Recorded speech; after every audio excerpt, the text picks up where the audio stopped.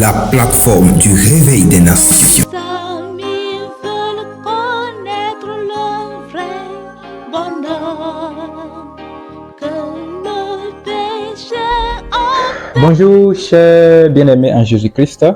Nous faisons l'émission La rentrée scolaire et pour cette année 2025, pour cette année scolaire 2025-2026, on a désiré parler sur les fréquentations dans le milieu scolaire, autrement dit, voilà, le suivisme dans le milieu scolaire.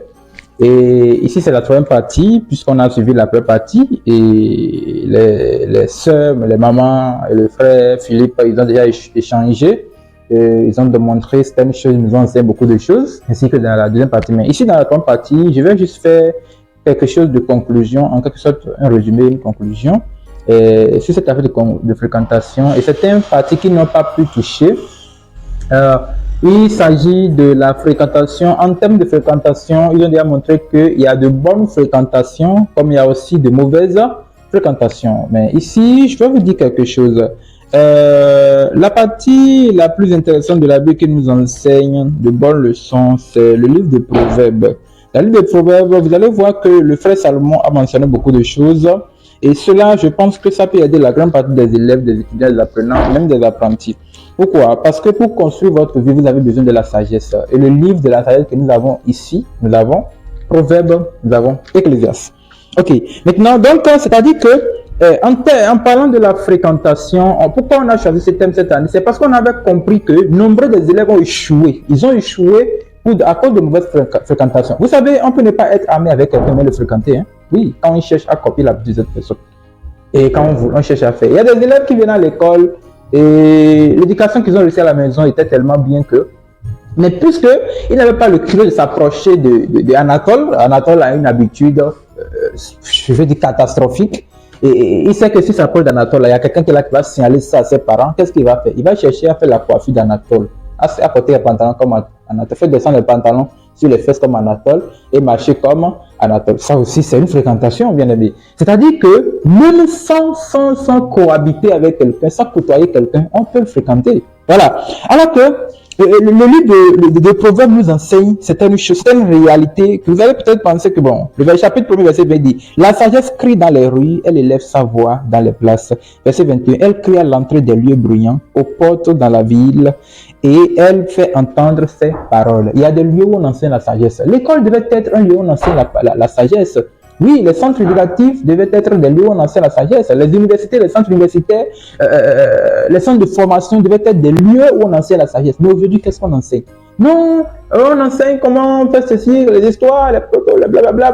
Oui, c'est vrai, mais chaque élève, chaque enfant doit passer par là pour se faire former afin de connaître la réalité de la vie. Oui. Est-ce que vous savez que la grande partie des formateurs aussi créent de mauvaises fréquentations? C'est pourquoi, chers parents, je vous conseille, ayez le temps de changer avec vos enfants et de voir comment ils sont en train de faire à l'école. Hein? Et vous, les éducateurs, enseignants, professeurs, hein? Nous vous demandons humblement, hein? Si vous voulez avoir des relations avec des élèves, ayez des relations fructueuses. C'est-à-dire des relations que l'élève va dire, ah, sans cette personne, je n'allais pas réussir. Soyez cette personne. On a prié que Dieu déracine les faux enseignants là qui déroutent et les jette dans la... Et Dieu exauce nos prières chaque fois. Et que Dieu positionne les enseignants comme les missionnaires. Vous voyez, non? Dans les administrations, censeurs, les surveillants, les proviseurs. Et Dieu exauce nos prières parce que plus nous traversons des années, plus on touche les enseignants qui sont bizarres dans les écoles. Et Dieu les déracine. Et c'est comme ça que Dieu va continuer à déraciner. Puisque ces enseignants participent à l'échec des élèves. Alors, imagine-toi, tu envoies ton enfant à l'école et l'enfant revient, je vous dis, papa, mon professeur d'anglais là, je l'aime. Ah oui. Est-ce que lui, le professeur même est au courant? Si le professeur n'a pas encore inculqué quelque chose dans la tête de l'enfant, quelqu'un va me demander, et les professeurs qui ont pu épouser les élèves, je n'ai aucun problème avec vous, je n'ai pas ce temps-là. Mon problème là, c'est que les enseignants soient de modèles pour les élèves qu'ils enseignent. J'ai remarqué certaines choses aujourd'hui. Si vous êtes même enseignant, en tant qu'enseignant, je peux parler. Si vous êtes un enseignant et vous échangez trop avec un élève, l'élève commence à vous mesurer. C'est-à-dire que cet élève, que ce soit un garçon ou bien une fille, commence à vous, à mettre sous réserve l'élan ou bien la limite qui existe entre vous et lui. Oui, ça arrive. Si l'élève avait l'habitude de vous saluer humblement, il commence à vous saluer comme son ami. Pourquoi pas s'il voit que vous avez l'habitude de changer tous les jours. S'il avait l'habitude peut-être de vous respecter quand il est avec ses camarades, il commence par faire la même chose, ce qu'il ne devait pas faire. S'il avait l'habitude par exemple de vous voir, il commence à dire monsieur toi. Oui, ça veut dire que tu as dépassé les limites. Et c'est pourquoi, en tant qu'enseignant, vous devez avoir, surtout les enseignants et les jeunes filles, vous devez avoir beaucoup de limites entre les élèves et vous. Pourtant, moi, j'ai des élèves avec qui je ris bien. Pourtant, ils me respectent. Parce que, en quelque sorte, tous les élèves ne sont pas les mêmes. Non, tous les élèves ne sont pas les mêmes. Je ris avec les élèves, mais tout le temps, ils me respectent bien. Ils me respectent même plus que tous les autres. Pourquoi? Parce qu'ils ont compris que le rôle que je joue dans leur vie, au-delà d'être éducateur, je suis aussi les enseignants de la parole de Dieu. Je suis aussi les dirigeants. Et ils me respectent pour ça. Par contre, je ris avec certains élèves à qui je ne suis pas dirigeant, je suis les enseignants. Pourtant, ils reconnaissent ma place. Oui, parce que chaque enseignant a son mode de travail. Donc, en termes de fréquentation, il y a fréquentation entre élèves et enseignants, il y a fréquentation même entre parents d'élèves et élèves. Je vous dis la vérité. Il y a aussi fréquentation entre enseignants et enseignants. Mais ça, il n'y a pas de problème pour ça. Si quelqu'un fait quelque chose, il va assumer. Mais, donc, maintenant, en fait, pourquoi on parle de fréquentation? C'est-à-dire qu'il y a de mauvaises fréquentations plus que de bonnes fréquentations. Et ça sème de la zizanie au milieu des centres éducatifs. Et ce que je peux dire, c'est que parents, parlez souvent avec vos enfants, échangez avec eux, sachez les nouvelles. Si vous ne voulez pas gaspiller de l'argent à la fin de l'année, l'enfant va dire hein, papa, j'ai échoué. Oh non, c'est pas échoué là qui fait mal. Hein. Il y a des enfants qui ont 11 de moyenne, de moyenne, mais ils n'ont pas mérité ça. On les a collés ça. Juste pour faire sourire les parents. Je connais ici dans le domaine. Bon, donc ce que je suis en train de vous dire, veillez sur vos enfants. Et les enseignants, soyez des gens qui doivent participer au succès des élèves. Et cet élève va dire demain, Dieu l'a utilisé pour moi. Et toi aussi, élèves, vous les élèves, s'il vous plaît, soyez objectifs. J'ai toujours dit ça chaque début de la rentrée scolaire. Soyez objectifs. Quand vous voulez commencer la rentrée, sachez que la rentrée débute à cause de vous. Et sans que tu ne défends pas ton objectif, la rentrée ne doit pas terminer. Hein? Non, toi tu commences la rentrée, tu fais première évaluation, deuxième évaluation, tu as déjà 5 fois 2. Et quand tu viens, c'est toi qui fais comme ça. Et quand tu vois Géraldine, tu dis Géraldine, tu vas entendre l'autre là-bas, je vais la Oise. Mais ok, je suis d'accord, tu vas la Oise. Mais les autres aussi te Oise. Parce que ils ont des langages de labo qui parlent à l'école, ils ne cherchent même pas à parler le vrai français. Et c'est des gens qui ont toujours 2 en rédaction, 1 en rédaction. Ok, comment vous voulez faire cela et évoluer? Puisque ce que vous révélez quand vous êtes à l'école, en fait, ce que vous êtes quand vous êtes à l'école, ça révèle ce que vous allez devenir. Depuis que j'étais à l'école, on me voyait comme qui? Un inspecteur? Un docteur? Un professeur? Je dis professeur là, je ne dis pas professeur enseignant. Je sais ce que c'est. Je sais ce qu'on appelle professeur. Professeur dans le thème didactique du nom. Voilà. Et est-ce que je peux imaginer que je peux l'être? Non, mais votre caractère révèle ce que vous allez devenir. C'est pourquoi on a aussi des camarades qui s'habillaient comme des anaques. Et aujourd'hui, sont des anaques. D'autres sont dans les prisons en train de je sais pas comment on appelle. Hein. Voilà. Donc, apprenez en tant qu'élève à avoir de bonnes manières. J'ai un langage que je dis aux élèves. Quand un élève fait quelque chose, je vois qu'il veut tester mon intelligence. Je le dis, le gars, je lui dis comme ça, écoute-moi. Les bonnes manières ne sont pas pour les chiens, elles sont pour les humains. Apprenez de bonnes manières. Apprenez à vivre comme si vous êtes déjà dans la société où vous devez travailler. C'est comme ça que vous pouvez grandir avec de bonnes mœurs. C'est pas parce que ton camarade vient à l'école, il vient avec téléphone et il filme partout parce que toi-même tu vas aller amener le téléphone. Non! Tu peux avoir le téléphone et laisser ça à la maison. Moi, je demande aux élèves d'amener le téléphone à l'école si j'ai le cours d'informatique. Et je vois que ça ne me dérange pas, il dit, et vous faites ce que vous devez faire. Tu dépasses, c'est bon, je prends ça. Mais si tu viens au cours d'anglais, tu as cours d'anglais avec moi, tu as plus de téléphone. Sauf si je n'ai pas envie de me déranger. Mais si je prends ça, tu n'as pas de chance. Donc, ce n'est pas parce que ton camarade vient avec des chocolats, toi-même tu vas aller. Non! Est-ce que vous vivez de la même manière? Élèves, est-ce que vous vivez de la même manière? Toi, tu es en terminale. L'autre est en 3e et vous êtes copain-copine. Tu es malade. Pourquoi vous faites ça? Il y a des élèves, moi je vois des garçons en 5e, la fille en seconde. Et les deux sont copain-copine. Ok, pourquoi vous faites ça? Vous n'avez pas pitié de vos parents. Vous n'avez pas pitié de vos parents qui espèrent vous voir devenir quelque chose. Bien que l'école ne donne pas, mais il faut forcément passer par là pour comprendre le sens de la vie.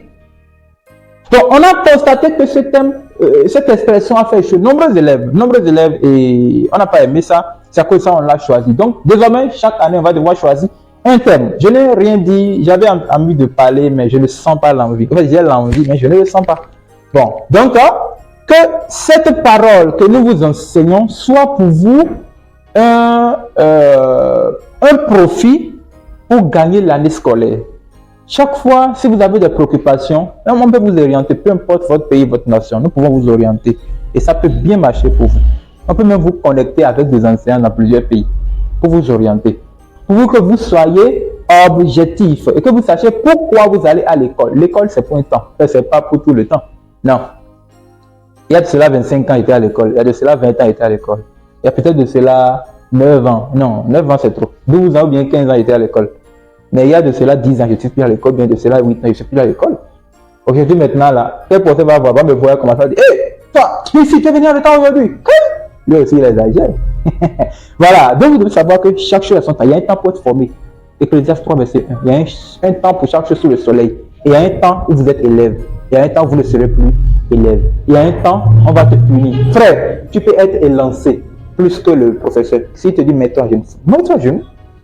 Moi-même, je me suis déjà mis à genoux. Tu as raison, mets-toi à genoux. Tu n'as pas raison, mets-toi à genoux. C'est ta formation. C'est pas parce qu'on te veut du mal. Non! On te colle un parce que tu n'as pas travaillé. Tu dis: monsieur, non, je ne mérite pas ça. Tu commences à prendre, tu es bête. Moi, la part de l'enseignant, il t'arrache les 1, tu mets 0. Ça veut dire que tu ne le respectes pas. C'est ce que tu as fait quand tu as donné le salaire. Le salaire du péché, c'est la mort. Quand tu ne travailles pas, le salaire, c'est l'échec. Mais prochainement, vous devez apprendre à redoubler de l'effort. Et ne commencez pas à menacer l'enseignant. Non. Si vous voulez réussir, il y a les 3 caractères que vous devez mener durant toute l'année scolaire. Premier caractère, savoir pourquoi vous êtes à l'école. Oui. Le premier, c'est savoir pourquoi vous êtes à l'école. Avoir l'objectif de réussir. Mon ami, tu peux avoir un. Tu ne dois pas te rendre soucieux. Il y a encore de l'effort à faire. Il faut redoubler de l'effort. Il faut s'approcher de l'enseignant. Quand l'enseignant finit le cours, cherche à t'approcher de lui. C'est comme ça qu'on se fait remarquer par les didacticiens. L'enseignant, tu t'approches et tu dis: monsieur, s'il vous plaît, je n'ai pas compris ceci, vous pouvez m'aider? Tu le déranges. L'enseignant va sentir le mal que tu sens. Il va forcément t'assister. Moi, je vois des élèves, j'ai des élèves comme ça. Et quand tu fais le travail, il dit: monsieur, je n'ai pas compris l'autre partie. Il dit: ah, merci, toi tu es bien. Je l'explique bien. Et je vous dis, et ce sont des élèves, quand même je fais le devoir, ils méritent. Je lui mets 10. Parce que je sais qu'il a le souci de comprendre. Il y a des élèves qui ont 9. Moi, je fais tout pour que l'élève ait 10. Annuellement, je dois tout faire parce que je sais qu'il force, mais il n'arrive pas. On va voir, il a même des soucis à la maison. On va voir, les parents n'ont pas de moyens, mais il a la volonté. Ce sont des élèves, vous les voyez tout le temps dans leur coin silencieux. Et quand tu le vois, tu sens qu'il a quelque chose dans la tête. Il a un objectif. Deuxième caractère, vous devez apprendre à respecter les gens. Respecte même ton camarade de classe, même s'il se moque de toi, respecte-lui. Respectez l'administration, respectez les enseignants. Ça participe aussi à votre bénédiction. Respectez vos parents.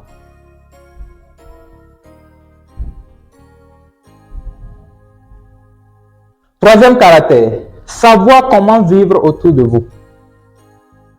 Savoir comment vivre autour de vous. Je n'avais pas le temps de vouloir développer ça. Si vous avez le premier caractère, si vous savez pourquoi vous êtes à l'école, vous allez avoir votre emploi de temps personnel.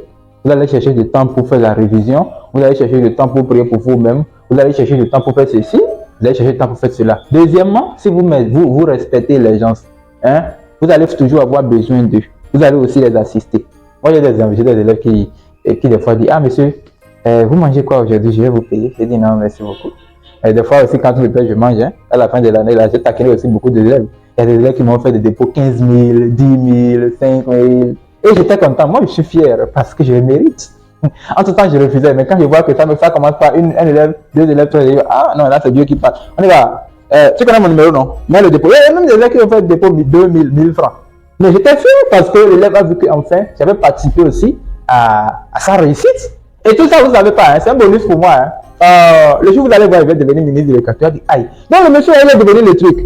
Non, ça ne me plaît pas. Même si Dieu me pétitionne, je vais quand même devenir. Pourquoi je dis ça? Je dis ça parce qu'il y a certains élèves que bien mieux, quand même pas rien, ils ont le respect. Il faut que je vous le dise. Par contre, on a certains qui fument même à l'école. Et donc, mais pourquoi vous faites ça, hein? Voilà, voilà. Si vous lisez, hein, la Bible a dit ici, dans le livre, mon fils, si les pécheurs veulent te séduire, ne te laisse pas gagner.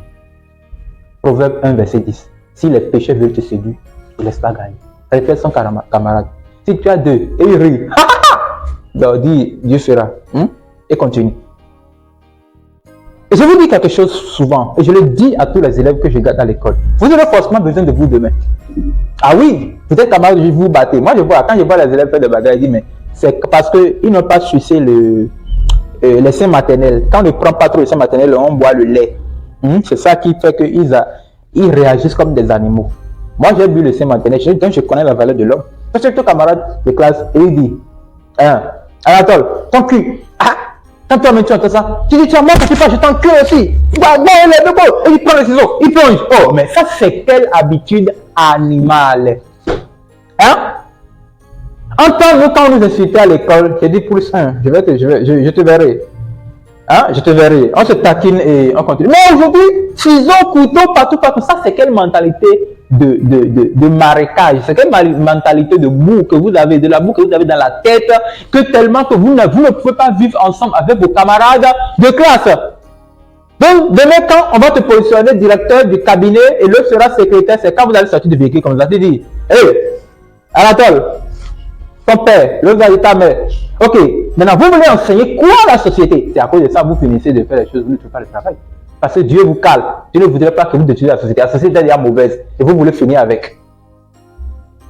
Donc, si vous devez développer la troisième partie, c'est-à-dire que vous aurez beaucoup de choses à gagner. Mais si vous avez des questions, vous suivrez des thèmes, même dans l'année en cours, on peut revenir sur ces thèmes, la fréquentation et parler de beaucoup de choses. Parce qu'on n'a même pas encore commencé. Il y a des élèves qui sont tout là, mais quand ils ont commencé par suivre des amis, des enfants de 12 ans, 13 ans là, ils ont commencé à avoir des copains, copines. J'en ai suivi plein au lycée d'État. Ils font des tontines de sexe. Je ne vais pas en parler. Parce que si je parle, vous serez quand même étonné. Mais les choses comme ça se passent dans la vie, ça se passe. Mais tout ça, la base de cela, c'est la fréquentation. Il y a beaucoup d'élèves qui ont échoué au bac, qui ont échoué au BPC. Et ils allaient dire, mais si je n'allais pas accompagner cette personne, je ne me retrouverais plus pas à ce carrefour. Donc, nous vous demandons humblement par les comparaisons de l'Éternel comme l'apôtre Paul, de vous soumettre à la parole de Dieu, d'offrir votre année scolaire comme un sacrifice vivant à Dieu et agréable, ce qui sera pour vous un bon succès à la fin de l'année. Si quelqu'un m'appelle et dit, monsieur, j'ai échoué, on m'a quoi, il y a le français là, on m'a ajourné. Je vais dire, tout ce que Dieu fait est bon. Mais quand tu passes encore, je dis, heureusement ça a marché pour toi. Bon, il y a certains élèves, je les ai même tapés à l'école cette année, mais quand ils ont réussi, je vois qu'ils ont aimé comme façon je les tapais. Peut-être s'ils ne les tapaient pas, ils n'allaient pas réussir. Vous voyez, on ne veut pas votre mal, on veut votre bien. Souvent, quand je vois certains élèves accompagnés des connards à l'école, ils me disent, mais toi là, tu vas détruire la vie de cette personne pour rien. Bien-aimé Jésus-Christ, on est tous des bien-aimés, que le Seigneur vous bénisse. Et si vous avez encore d'aide, vous voulez aussi des orientations, n'hésitez même pas. Plateforme Réveil des Nations, on est apparemment sur de nombreux réseaux sociaux. Vous nous contactez seulement, ça va tomber sur quelqu'un et on sera au courant. On saura comment vous orienter. Je prie que cette année scolaire soit pour vous une année de succès. Que ce soit une année où vous allez rencontrer beaucoup d'expériences. Si vous connaissez la parole de Dieu, n'ayez pas peur de partager ça aussi au lycée. N'ayez pas peur de partager ça avec vos camarades de classe. N'ayez pas peur de créer des cellules de maison, des cellules de lycée. N'ayez pas peur de partager avec les enseignants. Non. Et plus vous le faites, plus Dieu vous aidera à aller de l'avant. Merci, que le Seigneur vous bénisse. Amen. La plateforme du réveil des nations. Toutes les nations viendront et se prosterneront devant toi.